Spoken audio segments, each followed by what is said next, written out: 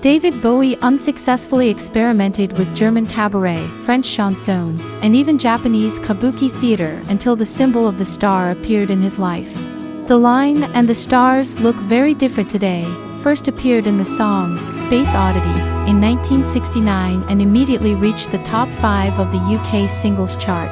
But it was the single Starman, released in 1973, that truly launched his career into the stratosphere. And the persona of the space alien Ziggy Stardust became an icon of rock.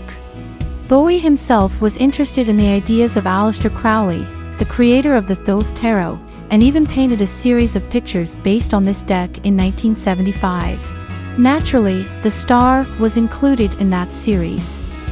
We will come back to the role of the star symbol in David Bowie's career, but the fact remains that everything Bowie did after his breakthrough was super popular, and it wasn't just limited to music.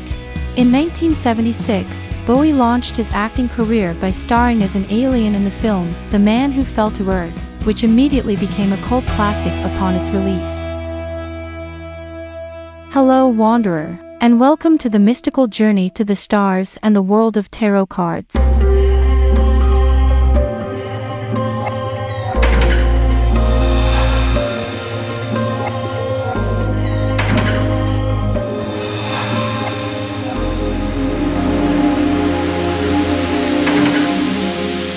The pentagram is one of the oldest symbols used to represent a star.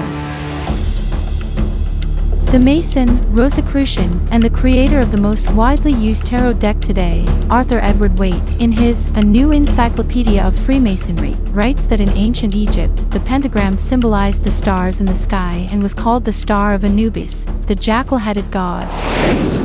The medieval mystic Agrippa von Nettesheim, in his 3 Books of Occult Philosophy, spoke of the pentagram as a secret sign of the Pythagoreans and called it the Pythagorean Hugia pentagram. The Pythagoreans were the first secret society of ancient Greece, existing as early as the 6th century before the Common Era. Everyone knows about the scientific discoveries of the Greek philosopher.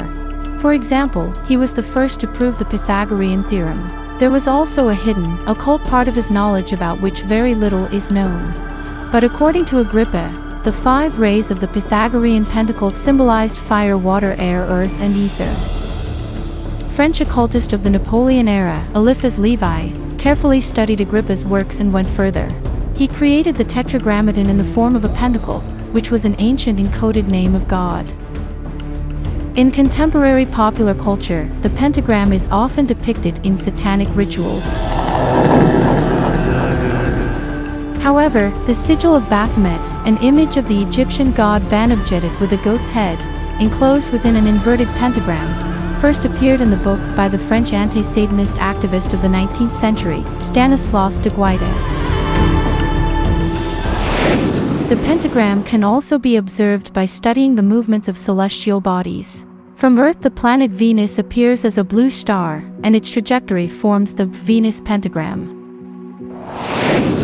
On the preserved card, the star, from the Visconti-Sforza Tarot, which is one of the oldest tarot decks that has come down to us, we see a depiction that is not typical of other tarot decks. On this card, a woman holds an 8-pointed star in her hands. In Christianity, this symbol represented the Star of Bethlehem, which guided the Magi to the infant Jesus. In some legends, the 8-pointed star was also associated with the Seal of Solomon. In Arabian Nights, Scheherazade tells a tale about a fisherman who caught a jug sealed with the Seal of Solomon. When the fisherman opened the jug, a genie flew out and said, "I have been waiting for 1,000 years to kill the one who sets me free." The fisherman, however, didn't lose his wits and outsmarted the genie. "It can't be possible for you to fit in such a small jug, let alone for 1,000 years. "You pitiful little human. Watch." And the genie flew back into the jug, and the fisherman quickly sealed it with a cork bearing the Seal of Solomon. "Please, let me out. I promise I won't kill you, but I will make you rich." Feeling sorry for the genie, the fisherman released him again. True to his word, the genie lifted 8 chests of gold from the seabed, one for each ray of the star on the Seal of Solomon. In other legends, the Seal of Solomon is described differently. The wise king used the symbol of his father, the six-pointed Star of David, as his own seal. Here is how it looks in Eliphas Levi's book, Dogma and Ritual of High Magic. By the way, the star in David Bowie's painting, which I have already mentioned, drawn by him based on Tarot of the Thoth, was also a six-pointed star. As for Aleister Crowley, he placed a seven-pointed star on his card. In his book, The Book of Thoth, he wrote that it represents Venus, the star of love. However, the heptagram carries another meaning as well. In occultism, it is known as the Star of Magi or the Star of Chaldeans. It depicts the 5 visible planets, the moon, and the sun, which also correspond to the days of the week. Ancient Mesopotamian astrologers developed special tables that show which planet rules each hour on a specific day of the week. Modern astrological tables are based on these principles. In the center of the card, we see the Egyptian goddess Nuit. She pours eternal water or ambrosia from a golden cup. The cups resemble breasts, symbolizing the milk of the stars from Nuit's nipples. This signifies infinite renewal. From another cup, she pours the water of life onto the earth, providing fertility to the soil. The Egyptian goddess Nuit appears multiple times on Aleister Crowley's cards. For instance, he completely changed the traditional depiction of the Judgment card and even renamed it as Aeon in her honor. Egyptians often depicted the goddess as a giant woman who embraces the entire existing world. They believe that Nuit swallows all the stars and the moon daily, only to give birth to them again. She encapsulates thousands of souls and raises the deceased to the sky, guarding them in their tombs. At times, the Egyptians portrayed Nuit in the form of a cosmic cow, dwelling among the stars. On the star card of the Marseille Tarot, we see a similar depiction, a naked woman pouring water from 2 pitchers. Some contemporary American tarot researchers believe it represents the zodiac sign Aquarius. There is one issue with Aquarius.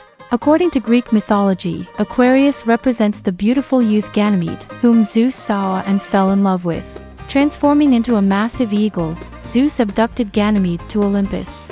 The youth of heavenly beauty now pours nectar and ambrosia at the feasts of the gods.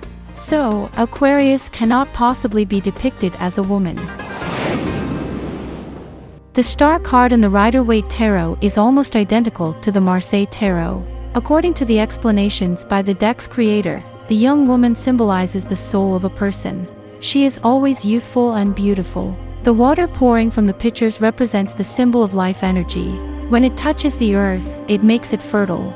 As it is known, Waite was a member of the Order of the Golden Dawn. Therefore, the 7 8-pointed white stars symbolize the 7 virtues of the Rosicrucians. In following them, one will not stray from the path. They have 8 rays, just like on the Visconti-Sforza Tarot. All these realms are unified by God, represented by the large 8-pointed star. Hence, the card is numbered 1 and 7, that is, 17. Alternatively, one could say that the 7 white stars surrounding the larger yellow one symbolize the 7 celestial spheres and God.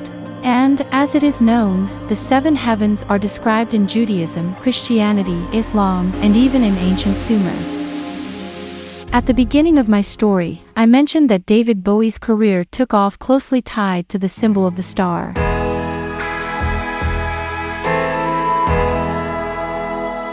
On January 8, 2016, Bowie released his final album. Instead of a title on the cover, a black 5-pointed star was depicted. In Masonic symbolism, the 5-pointed star signifies light. The black star can be interpreted as extinguished light. 2 days after the album's release, David Bowie passed away, leaving behind his final encrypted message to humanity. With that, my video comes to an end. And now it's time to embark on a journey to the world of the next tarot arcana.